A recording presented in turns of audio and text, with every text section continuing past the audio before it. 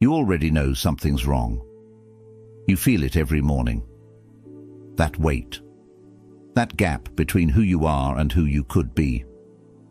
You've tried courses, books, routines, motivation. But nothing sticks. Because you're trying to renovate a house built on a broken foundation. You can't upgrade your way out of an identity that was never yours to begin with. Most people spend their entire lives polishing a version of themselves they inherited, from family, from friends, from fear. They call it growth. It's not. It's maintenance. Real transformation doesn't begin with addition. It begins with destruction. You have to burn the old you down completely. No safety nets, no backup plans, no one holding your hand. This isn't about becoming a better version of yourself. It's about becoming someone entirely different. The Stoics understood this. Marcus Aurelius rewrote himself in the middle of war. Epictetus rebuilt his mind while enslaved. Seneca found clarity in exile. They didn't improve. They died and rose again. And that's what this is. A death, a void, a rebirth. It's not comfortable, it's not fast, and you'll walk most of it alone. But if you're ready to stop pretending and start becoming, then listen closely. Because what comes next will either save you or scare you away. And both are exactly what should happen. Comment "No excuses, no retreat" below if you're serious about walking this path. Make it public, make it real. Let's start with the truth nobody wants to hear. The person you are right now is probably your biggest problem. Not your circumstances, not your job, not your relationships. You. And I don't mean that harshly. I mean it clearly. Because the version of you that exists today was built under conditions that no longer serve you. You were shaped by people who didn't know better, environments that rewarded comfort over courage, and a culture that taught you to fit in instead of stand apart. You absorbed their beliefs, their fears, their limitations, and over time you started calling those things you. But they're not. They're just patterns. And patterns can be broken. Here's what Marcus Aurelius wrote in his private journal, alone on a battlefield. You have power over your mind, not outside events. Realize this, and you will find strength. Notice what he didn't say. He didn't say you have power over your past. He didn't say you can control what happened to you, or who hurt you, or what you lost. He said you have power over your mind, and your mind is where your identity lives. That's the first fire you need to light. The stories you've been telling yourself about who you are, what you're capable of, and what you deserve, they need to burn. You've been holding on to a version of yourself that feels safe because it's familiar. Even if it makes you miserable, at least you know it. At least you can predict it, and prediction feels like control. But it's not control, it's a cage. The Stoics called this attachment. We attach to outcomes we can't control, to people who can't save us, to identities we've outgrown, and we suffer because we refuse to let go. Epictetus put it plainly. There is only one way to happiness, and that is to cease worrying about things which are beyond the power of our will. So ask yourself, what are you still clinging to that you have no power over? Maybe it's the approval of people who don't understand you. Maybe it's the comfort of routines that numb you instead of challenge you. Maybe it's the belief that you're too old, too damaged, too late to start over. Whatever it is, it has to go. Not eventually, not when you feel ready, now. Because here's the paradox. You'll never feel ready to let go of the old you. That version of you will fight for survival. It'll give you every excuse, every rationalization, every fear-based reason to stay small. And if you listen, you'll stay stuck. The burning isn't a single moment. It's a decision you make over and over again. It's waking up and choosing discomfort over distraction. It's walking away from people who pull you backward. It's deleting the apps, ending the conversations, and closing the doors that keep you tethered to a life you've already outgrown. Seneca warned about this. He said, "Associate with people who are likely to improve you. Not people who keep you comfortable, not people who validate your excuses, people who improve you." And sometimes that means walking away from everyone. Let me be direct. If the 5 people you spend the most time with aren't challenging you, inspiring you, or holding you to a higher standard, then they're anchoring you to mediocrity. And you need to leave. Not because they're bad people, but because you're trying to become someone they'll never understand. That's the hardest part of the burning. It's not just habits and distractions. It's people, relationships, history, shared memories. But if those connections are built around the old you, they'll resist the new you, and you'll have to choose. Most people choose familiarity. They choose to be liked over being free. They choose to fit in over standing alone. And they stay stuck. You can't do that anymore. Because transformation isn't about addition, it's about subtraction. It's stripping away everything that isn't truly you until all that's left is the raw, unfiltered core. And that core, it's stronger than you think. Marcus Aurelius wrote, "Waste no more time arguing about what a good man should be. Be one." Stop debating, stop planning, stop waiting for permission. Burn the bridges. Burn the excuses, burn the old identity, and walk into the fire with your eyes open. After the burning comes the void. This is the part nobody warns you about. The silence, the emptiness, the terrifying realization that you're standing alone in a space where nothing is familiar and no one is coming to save you. This is where most people turn back. They panic. They reach for their phone. They text the ex. They rejoin the group chat. They fill the silence with noise because silence forces you to confront yourself. And most people aren't ready for that. But you have to be. Because solitude isn't the enemy. It's the forge. It's where transformation actually happens.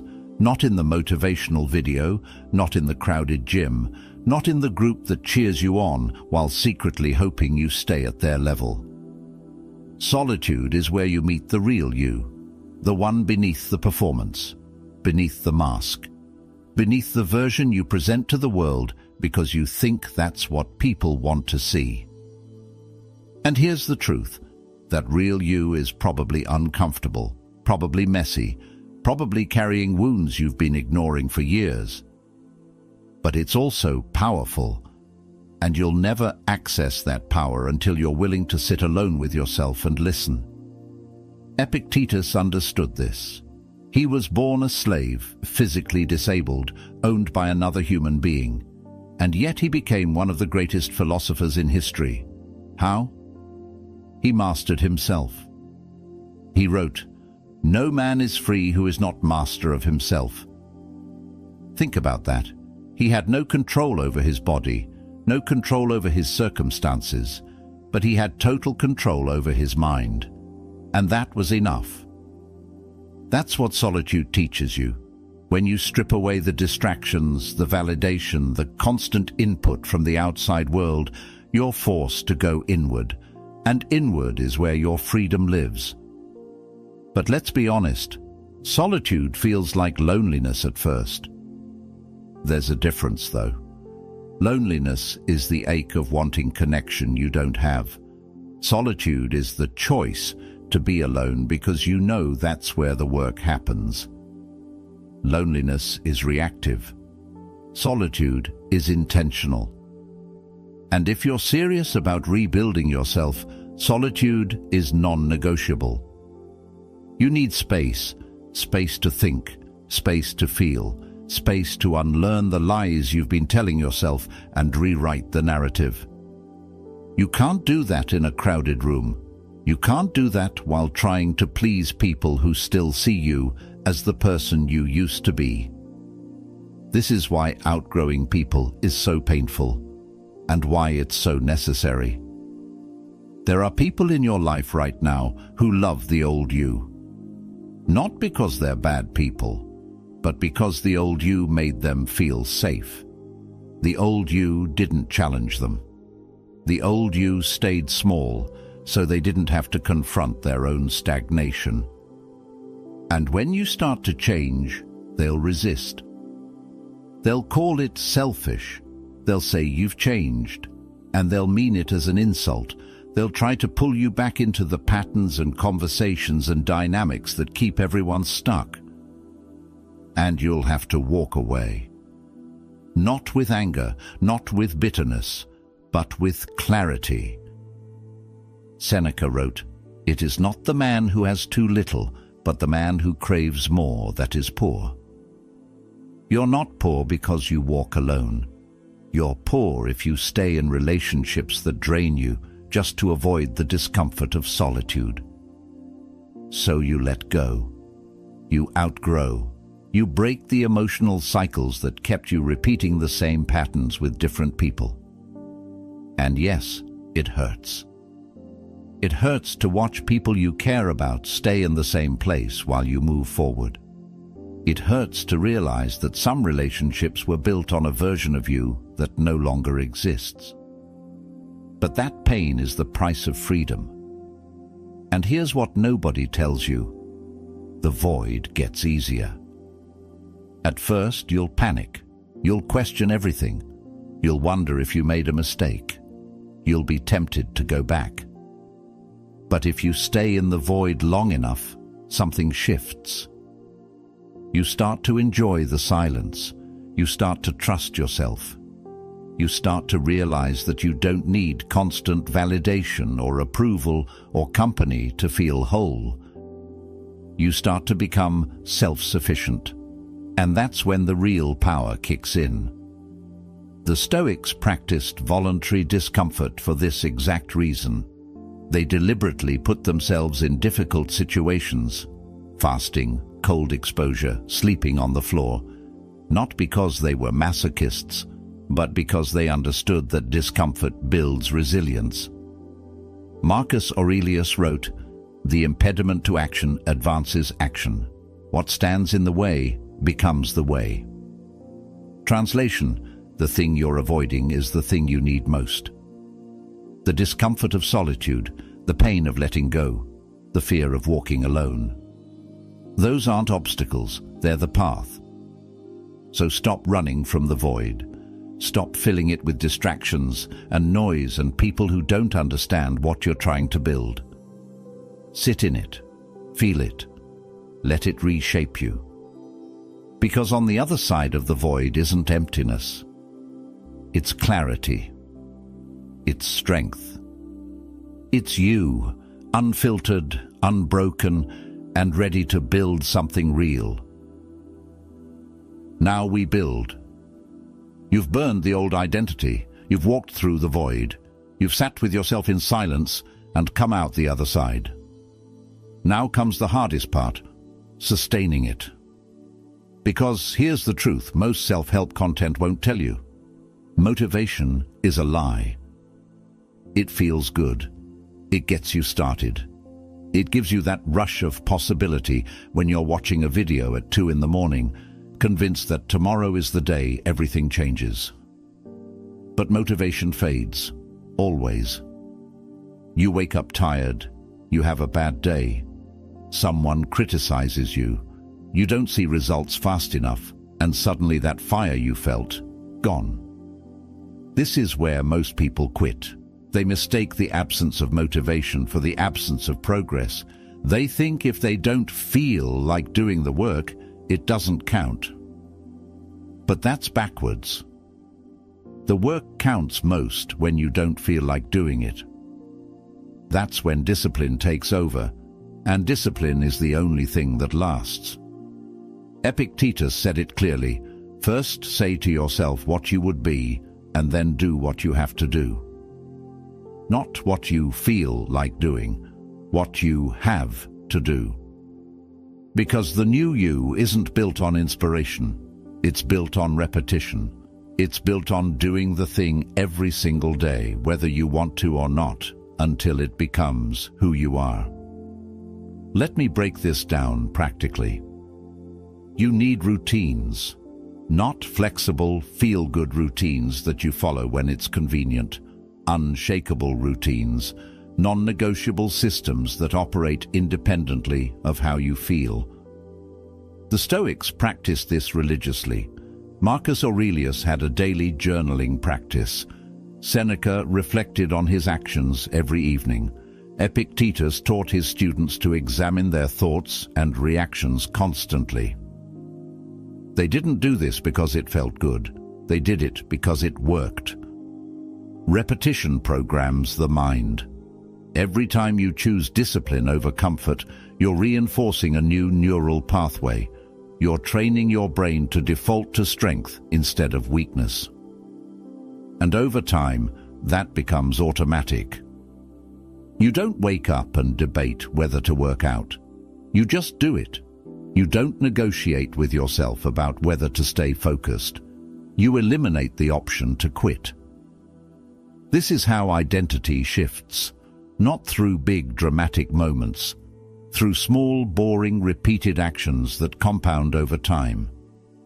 James Clear didn't invent this idea, but he articulated it well.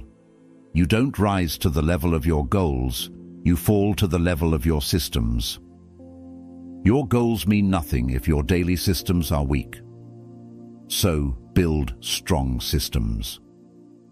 Wake up at the same time every day, no exceptions. Train your body even when you don't want to. Read, write, create, reflect. Do the hard thing first before your mind has time to talk you out of it.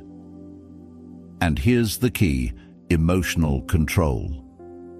Most people think emotional control means suppressing your feelings. It doesn't. It means not letting your feelings control your actions. You can feel tired and still train. You can feel anxious and still create. You can feel lonely and still choose solitude over distraction. The Stoics practiced something called premeditatio malorum, negative visualization. They imagined the worst-case scenario in advance so they wouldn't be blindsided by it. Seneca would imagine losing his wealth, his status, his health, not to be pessimistic, but to build resilience. Because when you've already mentally prepared for the pain, it loses its power over you. You can do the same thing. Before you start your day, visualize the obstacles. Visualize the moment you'll want to quit. Visualize the excuse your mind will offer. And then decide in advance how you'll respond. This is mental rehearsal, and it works. When the moment comes, and it will, you won't be caught off guard. You'll recognize it, and you'll act according to the person you're becoming, not the person you used to be. Now let's talk about work ethic. Work ethic isn't about grinding yourself into dust. It's not about hustle culture or toxic productivity. It's about showing up for yourself with the same intensity you'd show up for someone you respect. Because right now you're rebuilding, and rebuilding requires energy, focus, commitment. You can't afford to half-ass this. You can't afford to check out mentally while you're still physically present. You can't afford to waste hours scrolling, numbing, avoiding. Every hour you waste is an hour the old you wins. So treat your work, whatever that work is, like it matters, because it does. Seneca wrote, "It is not that we have a short time to live, but that we waste a lot of it." You don't need more time. You need to stop wasting the time you have. Build routines that protect your energy, eliminate distractions, create environments that make discipline easier and weakness harder. And most importantly, turn pain into power. Every moment of discomfort is data. Every failure is feedback. Every setback is a test of whether you're serious. The old you would have quit by now. The new you doesn't even consider it. Marcus Aurelius said, "The impediment to action advances action. What stands in the way becomes the way."